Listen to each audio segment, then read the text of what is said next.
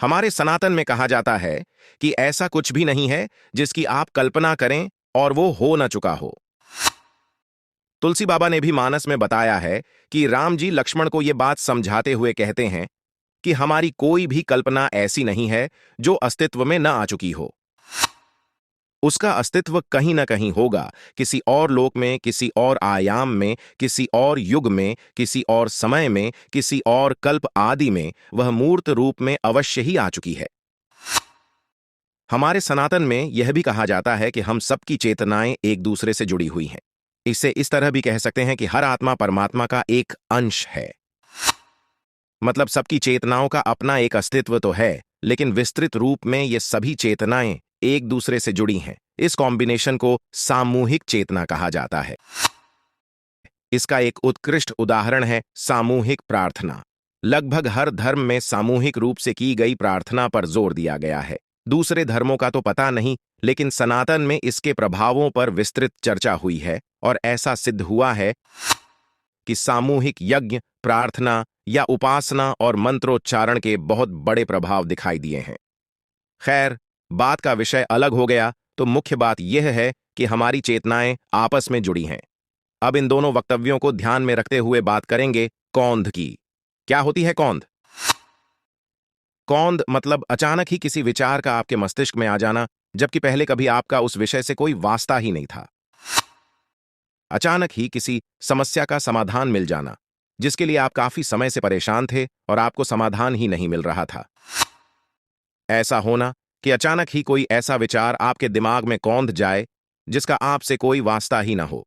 जैसे कि Michael Faraday, जिन्होंने विद्युत चुंबकीय प्रेरण, प्रतिचुंबकत्व आदि के विषय में अनेक सिद्धांतों का प्रतिपादन किया। खुद फैराडे ने माना है कि पहले तो वे विद्युत चुंबकीय प्रेरण के नियम आदि लिखने, प्रतिपादित करने में लगातार असफल हो रहे थे, फिर उन्हें अचानक से ही ये विचार कौंध गए। जैसे कि मार्कोनी और जेसी बोस को लगभग एक ही समय पर टेलीग्राफ बनाने का विचार कौंधा, जबकि दोनों को ही एक दूसरे के इस शोध के विषय में पता नहीं था। हाँ, ये अलग बात है कि भारत के पराधीन होने के कारण बोस को इसका श्रेय नहीं मिला।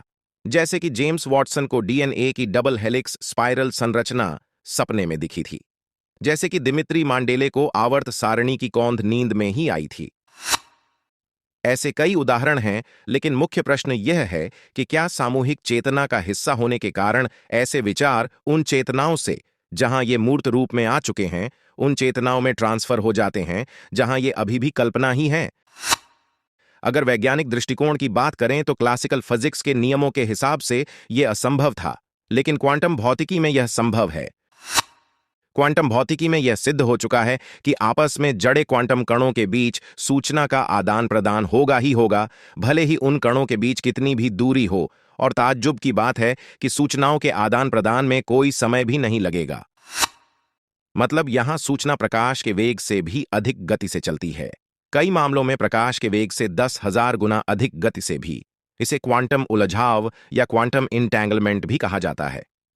बहुत विस्तृत विषय है, बहुत बेसिक तरह से बताया है। इसका अर्थ यह है कि किसी और आकाश गंगा की, किसी अत्याधुनिक सभ्यता की, किसी चेतना से कोई विचार हमारी मानव सभ्यता को स्थानांतरित हो सकता है। इसके अलावा जिस गति की बात की गई है, उस गति से तो समय यात्रा भी बहुत सरलता से की जा सकती है, तो वह विचार किसी और समय से भी आ सकता है या फिर किसी और ब्रह्मांड से भी।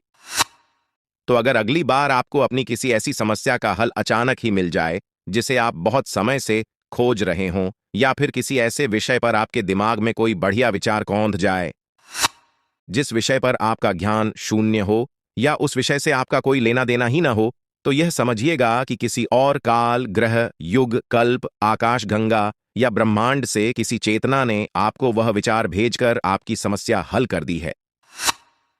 क्योंकि ऐसा कुछ भी नहीं है जिसकी हम कल्पना करें और वह हो ना चुका हो।